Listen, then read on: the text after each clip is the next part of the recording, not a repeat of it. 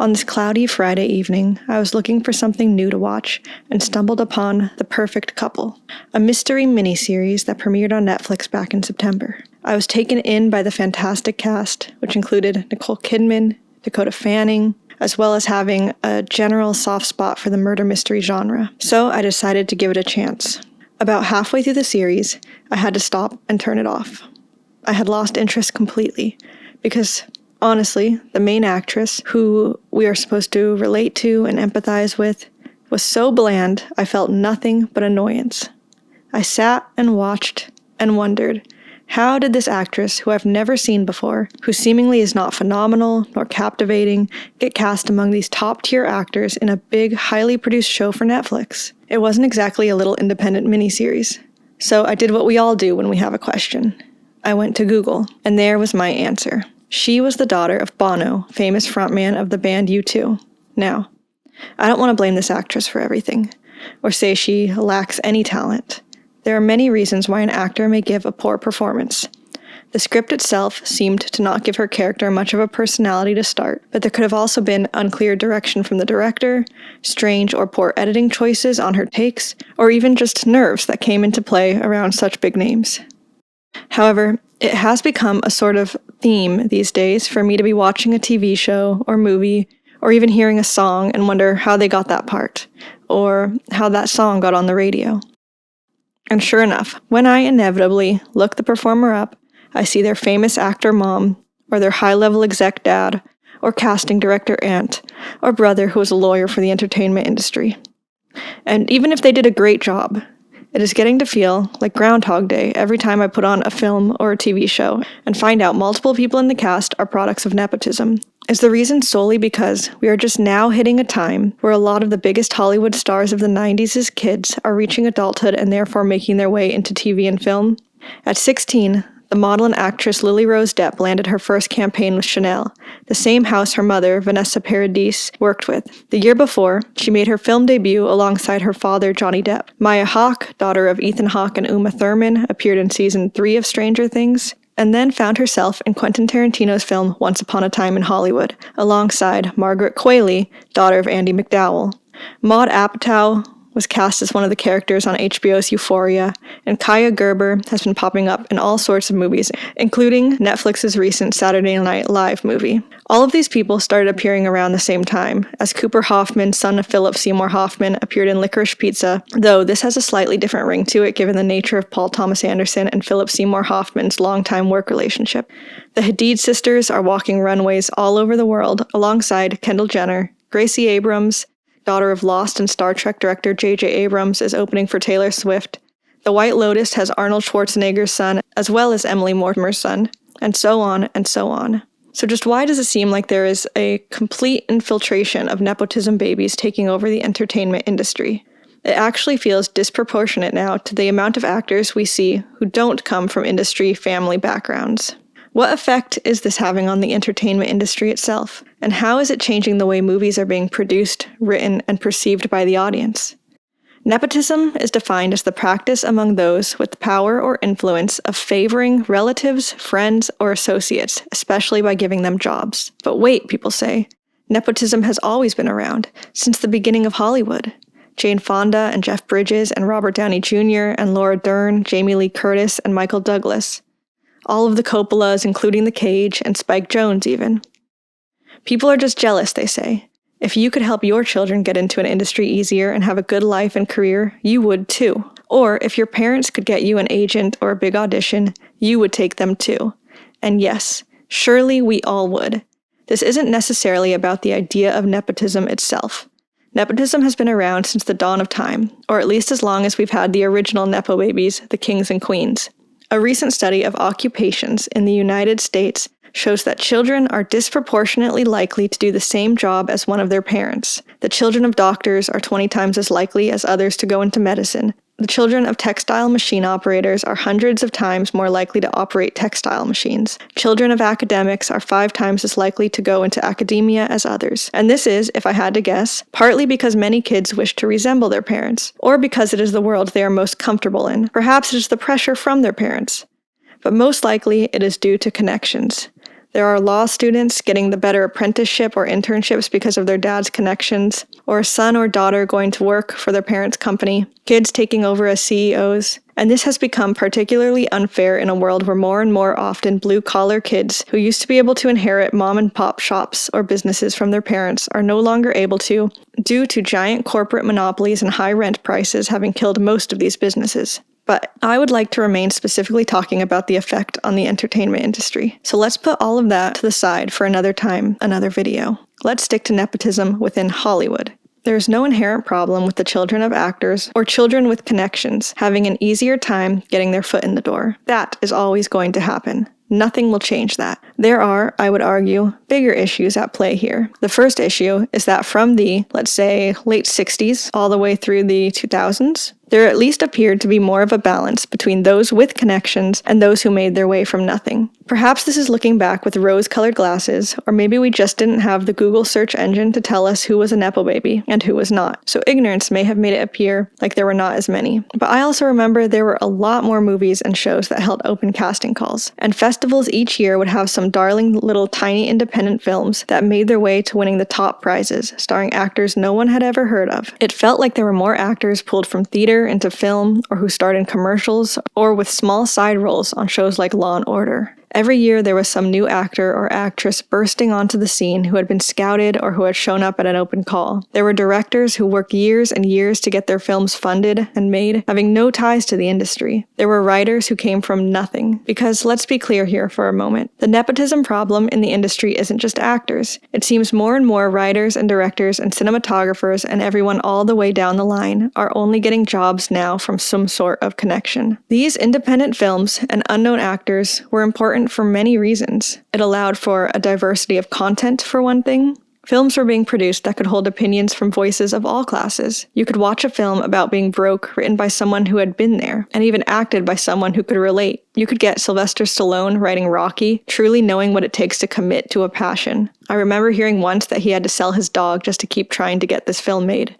Now yes, an actor or a writer should be able to write about any economic status that they would like to, but it felt like you could get really heartfelt movies about the tragedies of life, about being uncool, or about extreme failure, because the people who worked on them had gone through those experiences. Today, more and more films are the same big-budget, genre-filled, emotionless conglomerations that are written by 20 people who have very little idea of hardship. Or they are films about being poor, written by people who grew up rich and got jobs right out of college, starring the very privileged children of famous actors. And so, we get 10 new Netflix shows that are lifeless. How can people who have grown up wealthy and gotten what they want with relative ease be relatable to the average person right now? And I'm not saying everything sucks and nothing good ever comes out. In fact, I just watched Anora and thought it was magnificent. Great work will still break through the barrier occasionally. It just seems that this great independent work seems to be breaking through less and less. Someone rich could write about someone poor, yes, but there is something different and honest about someone writing from life experience. Something that we as a society desperately crave right now. We crave authenticity. We crave truth and relatability. And though it is possible for someone who grew up privileged to take on the role of someone who isn't and do a great job, there is nothing like someone who has been through hell exposing their heart and soul on screen for all to see. And a nepo baby could bare their soul in other ways, talking about romantic failure or the hardship of being in the shadow of their parents. But that doesn't seem to be happening too often, which brings me to another important fact. I cannot stress enough the importance of failure on creativity. As you fail, you get better. You want to prove yourself more. And as you get better, you get more authentic. The more you fail, the more you drop the BS of what you think you should do, or of trying to be cool, or sexy, or edgy, or whatever. And instead, you just write or direct what you want, what's true inside of you. And this gives audiences such magnificent, relatable, beautiful content. It gives us actors who have worked desperately hard, trained, did Shakespeare over and over, actors with a hunger to be great, so they don't have to work 3 jobs as a bartender while auditioning during the day. And failure makes you a better person, more empathetic, more able to write or act with love and care for broken characters. So the idea of just getting handed a job, or even having someone help you get an audition or an agent or whatever, before you've been given a fair dose of failure, leads to people who don't hit their full potential. Even in the past, it felt like nepo babies had to work harder to get big budget leads. Many started with lower budget films or side roles and worked their way up, so the ones without talent would fall to the side, and those who broke through had true star power. It felt like how nepotism should work. Yes, they got their foot in the door easier, but it was the ones that had enormous talent and star power that broke through to greatness. I don't think many of us would complain about Angelina Jolie or say she would have never gotten a role if it wasn't for her father. I'd argue Nick Cage is an enigmatic actor to watch regardless of the Coppola connection, and Sofia Coppola provided us with one of the greatest films of all time, which by the way came after her great failure and ridicule as an actress. It gave her something to prove. I don't remember ever watching a film with a nepo baby of the past, say Jamie Lee Curtis, and saying, "How on earth did she get this role? She's got no talent." They weren't just cast for their name or their face, but also for their talent. It's not that all nepo babies lack talent. In fact, many are very talented, but I believe many are being cast in today's industry because of their name rather than their talent. And while they are working hard to get cast or to make films, they still have to work hard. I won't take that from them. But at the same time, there are people out there who are working 5 to 10 times as hard and yet cannot even get a foot in the door. Not even a little bit. There are people who are failing and becoming better and better because of it, and are still unable to get a job or a role. The industry is keeping us from ever getting a chance to see these people's raw brilliance. Instead, we get, well. And so, it's easy to see how a generation who has been taught that hard work will pay off is getting frustrated upon realizing not only is that statement now mostly false, but that others who don't work as hard can have all their dreams come true while you, exhausted and worn out from years of working your ass off, have to watch, talented and broke from the sidelines. And now the gap between who comes from privilege and who comes from nothing is getting bigger and bigger. It's less often now that there is some new groundbreaking actor or actress or director or writer who came from nowhere only to give us the most compelling performances. When Jennifer Lawrence first hit the scene after Winter's Bone, she was all-encompassing. She was enchanting. There were movies made better just by her being in them. It seemed like in the past, yes, you had the nepo babies, but you also had the Mark Ruffalo and the Naomi Watts breaking through after years and years of bartending and working side jobs while auditioning. You had the Coppolas, yes, but you also had the Linklaters and Robert Rodriguez's and other directors who made it on their own. You had Viola Davis, who gives performances with incomparable heart. If you only cast or hire by nepotism, you miss out on all these wonderful performers or creators who don't have the familial connection. I should add here that there seems to be a second group that people are lumping in with their complaints about the nepo babies, which is people who have well-off enough parents that they can afford training or schools or can have their apartment paid for so they can focus on their craft. As the economy grows worse and the gap between rich and poor grows larger, it is clearly reflected in our film industry. The truth is, it's a huge leg up to have connections, yes, but it is also a huge leg up to have enough money to not have to work 3 jobs so you can audition on the side. And moreover, it was a huge leg up in the 90s or 60s or 70s when you could still afford rent by working as a bartender or waitress while you try to make it. But in today's world, you can't really afford to live on a minimum wage job in New York or Los Angeles and have time to hone your craft. It's a lot easier to become a cinematographer when your parents help you buy a nice camera to shoot on, or even to move out to LA and become a PA when you have help with rent. And this is a problem because there are now a lot of really talented people we are missing out on because they will never get the chance. And our most creative cities are being filled with wealthier people who don't always reach their potential because they don't have to work as hard. When poor but creatively hungry people are able to come together and live in a creative city like New York or Los Angeles, that's when magic happens. So while this is a different category to the nepotism itself, people seem to be just as annoyed with someone who comes from wealth as they are someone who comes from nepotism. I think the issue people are having is that there are hundreds and thousands of people just as talented, or even more so, who do not have the privilege to spend all of their time trying to make it in an industry that is impossible for them to get into. And I promise I'm finishing up here. The unignorable rise of nepotism in today's Hollywood is particularly depressing because talent isn't necessarily generational. Sure, genes like drawing ability or musical talent or even beauty can be passed down, but genius and greatness strike where least expected and often with those who have much struggle, and the industry is no longer holding doors open for those with great genius but little means. Festivals meant for small films have become commandeered by celebrity pet projects, actors who want to be directors making half-baked films, or rich kids dropping a house worth of money to shoot their first draft into a film.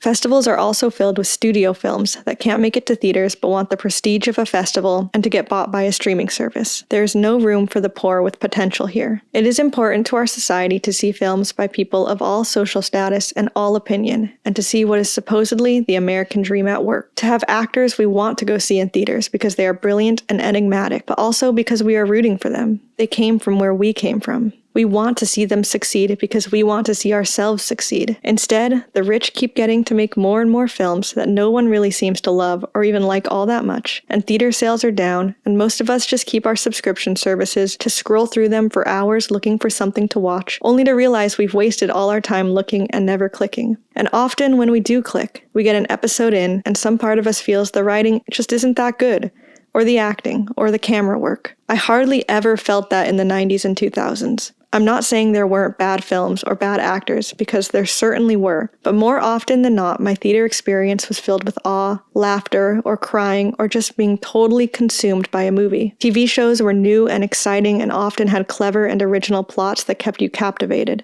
Some people say that the issue is there's just too much content, but I don't think that's true. I doubt we'd get exhausted by too much great content. You might not be able to watch it all, you might be overwhelmed, but you wouldn't be endlessly scrolling through things that just look boring. You wouldn't be turning off shows after 2 episodes, or looking at YouTube while actors do their scenes. Even documentaries seem lazily put together. All creativity has flatlined, and that is because the best people aren't being given the opportunity. It is just the rich, or those connected to the rich, in an endless cycle of getting more rich. I can't blame the nepo babies themselves. As I said, we'd all take the shot if we had it. And I can't even blame filmmakers for wanting nepo baby actors. The fact of the matter is that not many people watch previews anymore, and you need to draw an audience in by the thumbnail or poster of your film. So having a face that's recognizable is already a plus. And companies don't want to promote things in the way they used to unless it's a giant film. So for an actor to already have a big social media presence is essentially free advertising to them. Or for them to have, say, a celebrity parent. This has, to me, also got a bit of a creepy and predatory feeling to it, where it feels like companies and the media itself are just waiting for celebrity children to grow up and see how attractive they are. Then they choose to either hoist them up into the industry when they're attractive or leave them behind when they're not. I felt this way when Kaya Gerber first started to appear everywhere. She was still a minor, and the media was obsessed with talking about how beautiful she was already, and was just practically salivating over how to get her started in modeling. It's interesting because for a while, nepo babies were looked down on. When Kendall Jenner first started modeling, no one took her seriously. And then there was a change where people kind of felt like hating on nepo babies was cringy, so we should all just love and embrace them, which has now turned to the entire modeling and acting industry being made up almost primarily of nepo babies, at least at the top spots. And this is so sad because though there are many, many extremely talented nepo babies who give us wonderful films and performances and screenplays, there are also many people who don't have connections, who if just given the chance would blow us all away.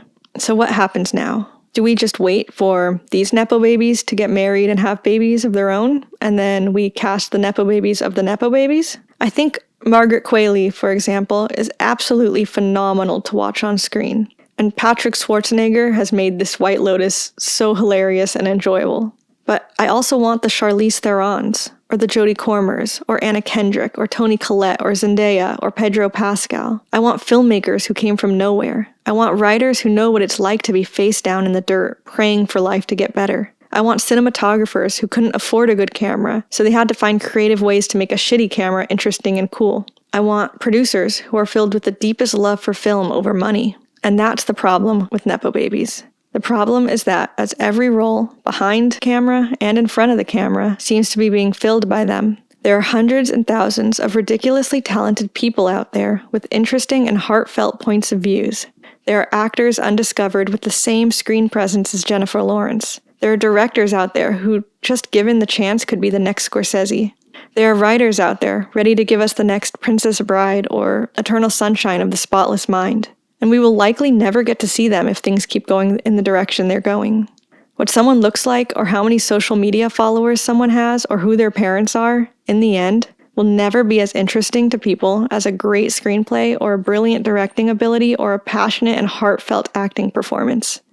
And while yes, a nepo baby is capable of all of that and more, I just want the industry to remember that there are a lot of people out there with no connections who are too, and who just might be better. And perhaps by ignoring them, by not even letting them audition or have a chance, we might be missing out on a ton of meaningful art that, plainly speaking, we need right now. I'll leave whoever is still listening to this with these words. If you are one of those people without the luck of nepotism, money, or connections, one of those actors who can't afford to live in LA right now, one of those directors whose micro-budget film isn't getting into any festivals, one of those writers who can't get anyone to look at your work, a musician who has been working for years writing great songs but can't keep going anymore if they don't make it soon, just create. Create for you. Don't give up because of a flatlining and money-hungry industry. Your art is more important than that. Eventually, the industry will change as people grow tired of never-ending big-budget sequels and stars with hefty TikTok followings. The Nepo baby will always remain so long as the industry is alive, so long as any industry is alive.